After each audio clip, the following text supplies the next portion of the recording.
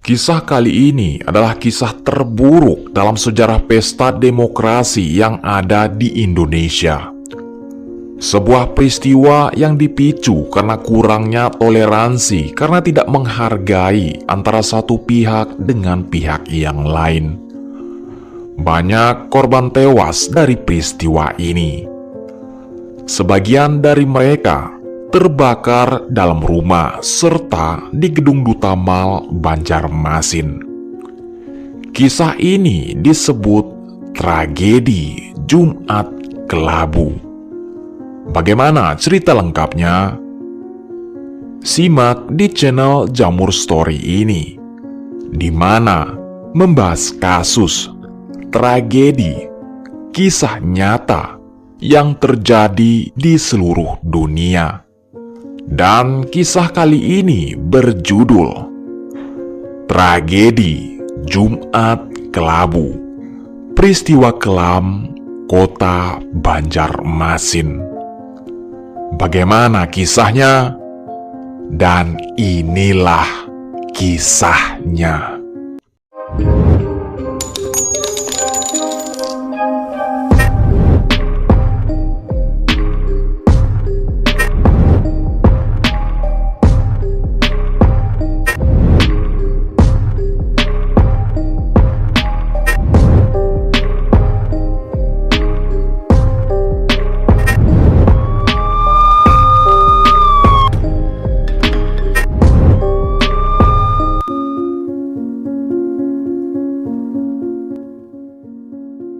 Kisah nyata kali ini terjadi di kota Banjarmasin, Kalimantan Selatan pada tahun 1997. Pagi hari, 23 Mei 1997. Kota Banjarmasin tampak normal seperti biasa, guys. Warga beraktivitas tanpa firasat akan terjadi sesuatu. Hari itu, ada kampanye besar dari 3 partai, dan Partai Golkar mendapat giliran di Jumat tersebut. Kampanye akan diadakan di lapangan Kamboja dengan panggung hiburan rakyat, serta kehadiran artis dari ibu kota. 2 tamu penting dari Jakarta, yakni Menteri Sekretaris Kabinet Saadilah Mursyid dan Ketua MUI Kiai Haji Hasan Basri turut hadir di acara tersebut. Acara ini jelas besar karena diselenggarakan oleh Golkar yang pada masa itu partai terkuat saat itu. Kampanye dimulai pukul 9 pagi dengan warna kuning mendominasi. Mereka membagikan sapu tangan bergambar pohon beringin dan nasi bungkus. Sekitar 10.000 paket diberikan kepada buruh, tukang becak, tukang ojek. Semua berjalan lancar hingga pukul 11 siang. Siang harinya, anak-anak muda simpatisan partai melanjutkan kampanye dengan konvoi motor dari pusat kota, menarik gas motor hingga suara bisingnya mengganggu. Suara raungan motor ini bukan hal baru saat iring-iringan massa melintas. Namun, kali ini kesalahan mereka adalah di waktu yang kurang tepat, karena warga muslim sedang melaksanakan ibadah sholat Jumat. Ibadah sholat Jumat yang seharusnya khusyuk terganggu oleh raungan motor. Saat massa melintas di Jalan Pangeran Samudra, aparat langsung melarang karena di area tersebut terdapat Masjid Nur, di mana jamaah sering membeludak hingga ke jalan. Namun, massa kampanye tetap memaksa berdalih sholat Jumat hampir selesai. Aparat tak mampu menahan mereka dan massa tetap melintas. Masjid Nur sendiri merupakan basis Partai Persatuan Pembangunan dan sayangnya mereka terus menarik gas motor meski salat Jumat belum selesai. Akibat aksi tersebut, para jamaah tak mampu lagi menahan emosi. Setelah sholat Jumat, mereka langsung bergerak menuju kantor DPD Golkar. Kabar ini dengan cepat menyebar dan banyak warga lain ikut bergabung. Mereka akhirnya berhadapan dengan Satgas Golkar. Meski beberapa Satgas berusaha menenangkan, jumlah warga yang datang semakin banyak tak terbendung, membuat situasi semakin tegang. Perlu diketahui, Satgas tersebut terdiri dari pemuda Pancasila dan Forum Komunikasi Putra-Putri Purnawirawan Indonesia, yang sebagian besar adalah anak keluarga militer. Karena jumlah mereka terbatas, Satgas kewalahan mengendalikan massa. Massa kemudian menyerbu lapangan Kamboja, merobohkan panggung kampanye, dan terlibat bentrok dengan 20.000 pendukung Golkar di sana. Petugas keamanan pun tak mampu lagi menghentikan serangan. Menjelang sore, suasana semakin mencekam.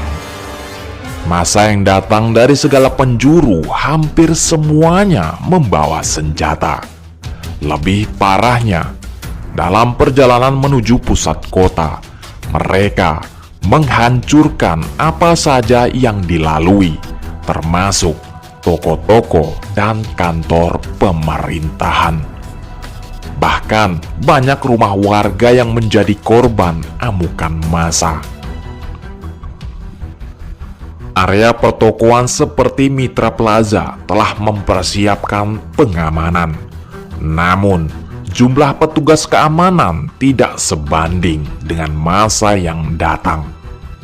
Sementara itu, di Hotel Istana Baritu, satpam panik menggendor pintu dan berteriak, "Kebakaran!" Para tamu pun berhamburan keluar untuk menyelamatkan diri.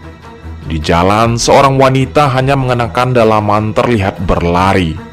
Seorang saksi mengatakan massa menarik kaosnya, tapi dia berhasil melarikan diri.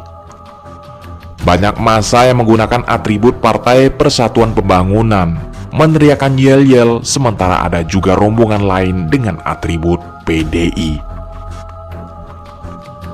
Tak jelas siapa yang menjadi korban atau pelaku dalam bentrokan ini.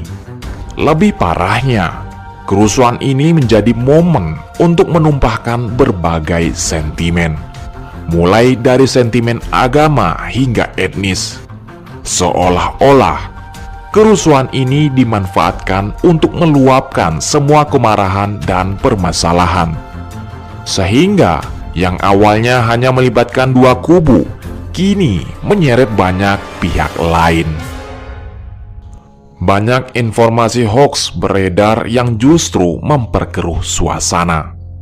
Saat itu, kabar bahwa Masjid Nur akan dibakar membuat massa semakin marah. Pemuda dari suku Madura dan Maluku ikut turun ke jalan. Sementara ketegangan dengan suku-suku dari Sulawesi Selatan meningkat. Sentimen anti-Tionghoa juga muncul, membuat warga dari suku Tionghoa menjadi target amukan massa. Sore itu, listrik padam dan tidak menyala hingga malam. Sementara nyala api dari kebakaran menerangi jalan. Petugas pemadam kebakaran tidak bisa berbuat banyak karena mereka juga diserang dari berbagai arah. Pada pukul 10 malam, 1.000 pasukan pengaman diturunkan menggunakan 3 pesawat Hercules. Pasukan bersenjata lengkap ini diizinkan menembak di tempat jika perusuh melawan. Mereka bergerak menuju gedung Mitra Plaza yang merupakan salah satu lokasi terparah akibat bentrokan. Tak lama kemudian, suara ledakan senjata api menggema di tengah malam. Namun, informasi yang tersedia setelahnya sangat minim. Pada pukul 12 malam, Banyak jalan diblokir oleh warga kampung, dan siapapun yang bukan warga kampung dilarang melintas. Masa di pusat kota semakin sulit keluar karena banyak akses lain juga diblokir oleh petugas keamanan. Pada pukul 3 subuh, ribuan pasukan keamanan mulai bergerak menuju Kampung Kelayat yang merupakan kampung terpadat dan dikenal banyak preman. Dalam penyisiran, 195 orang digiring ke kantor polisi dengan sebagian besar wajah mereka sudah babak belur dan sulit dikenali. Penyisiran terus dilakukan oleh pihak keamanan, termasuk di perumahan Beruntung Jaya. Namun, semua warga di daerah tersebut telah mengamankan diri di rumah masing-masing. Pada pukul 4 subuh, datang lagi pasukan pengamanan dengan 5 truk. Kali ini, target mereka adalah menyisir kampung Teluk Tiram, mencari perusuh yang mungkin bersembunyi di sana. Namun, dari semua penangkapan, informasi tentang siapa saja yang ditangkap atau dalang di balik kerusuhan tersebut tidak pernah jelas. Karena pemerintahan sangat tertutup, tidak ada laporan yang dapat diandalkan tentang apa yang sebenarnya terjadi di lapangan. Terlebih lagi, kebebasan pers sangat terbatas pada masa Orde Baru. Dampak kerusuhan ini sangat besar. Kantor DPD Golkar terbakar. Begitu juga dengan kantor-kantor instansi pemerintahan seperti PLN, Penggadaian, dan banyak pusat perbelanjaan. Lebih parahnya, tempat-tempat ibadah seperti gereja dan kelenteng dirusak. Bahkan panti jompo dibakar, guys. Banyak rumah warga dan kendaraan hancur atau terbakar dalam bentrokan. Kerugian material ini masih bisa diganti atau diperbaiki. Tetapi, bagaimana dengan korban jiwa yang tak ternilai dari peristiwa tersebut? Sangat sulit melacak korban dari peristiwa ini. Banyak orang yang hilang, tidak bisa dipastikan apakah mereka masih hidup atau telah meninggal. Untuk menyelidiki lebih lanjut, dibentuklah Tim Pencari Fakta dari Yayasan Lembaga Bantuan Hukum Indonesia atau disingkat YLBHI. Berdasarkan penyelidikan mereka, diperkirakan korban tewas mencapai sekitar 123 jiwa, 118 orang terluka, dan sekitar 179 orang dinyatakan hilang.